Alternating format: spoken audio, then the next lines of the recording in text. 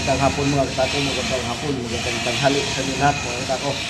Mag-prepare tayo ng mga rings mga katako para ibabad natin, kukulayan natin ang mga iba-ibang kulay mga katako. So yun mga katako. Tapos natin para babad natin mga